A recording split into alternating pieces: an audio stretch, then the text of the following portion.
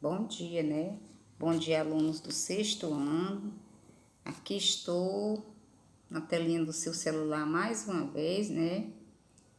Nossa disciplina hoje é de História, onde eu irei dar continuidade ao estudo de mitos e saberes indígenas e africanos no Brasil. Essa leitura vocês irão fazer desse conteúdo nas páginas 499 a 505. Depois da leitura, como eu já falei, vai grifando os pontos mais importantes e depois disso vai para as atividades que serão nas páginas 506, 507, 509 e 510.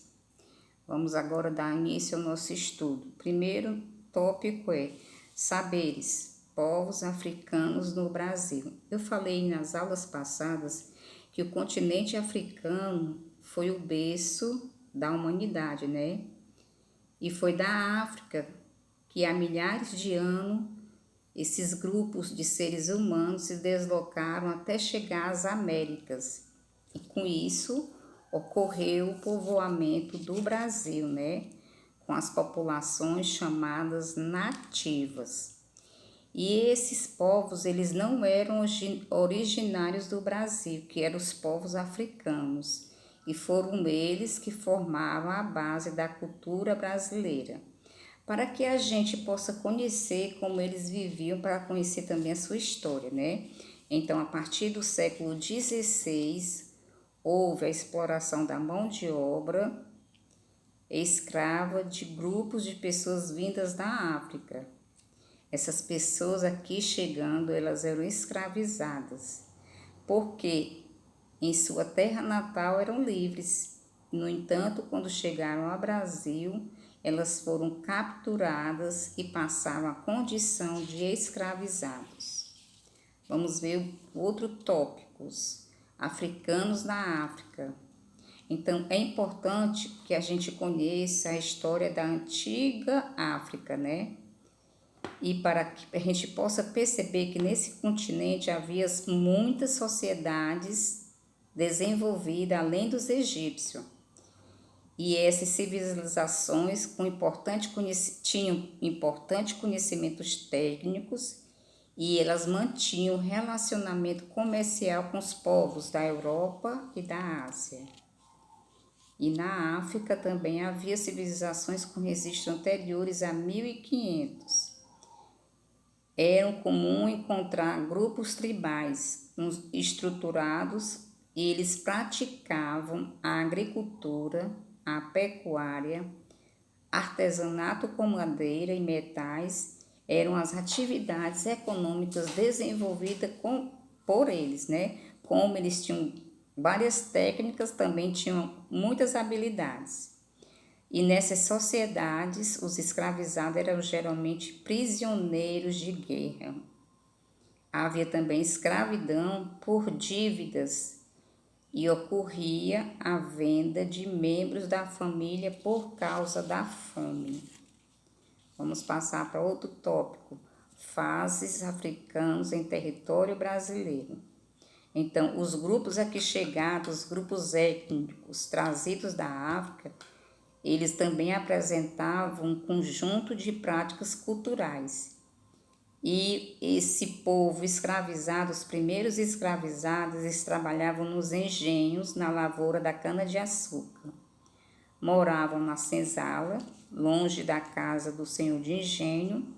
Eles passavam o dia trabalhando, à noite era colocado num tipo um galpão, todo mundo junto, criança, idoso, homem, mulheres, dormiam tudo junto, com a porta da senzala fechada e o feitor ali do lado para perceber, para não deixar ninguém fugir. Eles levantavam antes das 5 horas, o feitor tinha um sino, pim, pim, pim, pim, pim, tocavam, eles iam ao encontro do feitor para receber as ordens do dia, o que é que eles iriam fazer durante o dia. E eles também desenvolviam, esses escravizados, trabalhos na cidade, com objetos e pessoas. Eles construíam casas, pontes, fábricas, estradas e muitos diversos serviços urbanos. E também na cidade eles distribuíam alimentos, eram vendedores ambulantes e quitandeiros. Um outro tópico, a resistência africana. A gente sabe que nenhum ser ele vive satisfeito sendo escravizado, né? O fato aconteceu com os africanos que eram trazidos do Brasil. Eles viam em uma migração forçada. Essa migração eu já falei lá no comecinho do nosso estudo de aulas passadas. E eles não eram satisfeitos, viu, com essas condições, porque eles eram maltratados e, por não viverem satisfeitos, eles fugiam para as matas. E nessas matas, nessas fugas, eles organizaram os quilombos. E nessas comunidades formadas por eles realizavam diversas atividades. Eles praticavam a agricultura, o extrativismo, a criação de animais e a exploração de minério. E o quilombo que ficou mais conhecido foi o quilombo do Palmares, que tinha como chefe Zumbi. Vamos ver a população afro-africana e suas religiosidades. Então, quando os povos africanos chegaram às terras brasileiras, eles eram forçados a se converterem a uma religião católica. E aí, nessa religião católica, eles praticavam o contorno de sincretismo religioso. Eles praticavam a religião que recebeu o nome contorno de sincretismo religioso. Por quê? Eles usavam as imagens dos santos católicos para associá-las aos deuses de sua religião.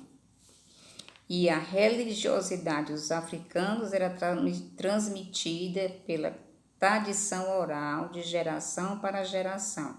E era assim, ó, eles se reuniam, né, na noitinha, eram chamados de griotos. Eles contavam as histórias e essas histórias eram passadas de geração para geração. E essas histórias constituem um elemento importante na nossa cultura. Na verdade, nós aprendemos muitos hábitos dos indígenas, dos africanos, né? Que até hoje a gente tem esses hábitos. E o milho foi também um produto que eles trouxeram, que a gente usa até hoje para fazer canjica, mucunzá e aí vai, né? E temos alguns hábitos deixados pelos indígenas, que é andar descalço, dormir na rede, e tem outros hábitos que nós adquirimos dele, né? É importante que vocês façam a leitura toda do conteúdo, como eu já disse, um dia que se encontra nas páginas, faz a leitura, vai grifando os pontos mais importantes e não deixem de fazer as tarefas. É importante que vocês sentem e vão fazendo as tarefas, porque chega no momento da correção, estão todos com as tarefas feitas, fica mais fácil da professora fazer a correção. Eu vou ficando por aqui, até a nossa próxima aula, fiquem com Deus e se cuidem. E já já nós estamos voltando às nossas atividades. Um beijo no coração.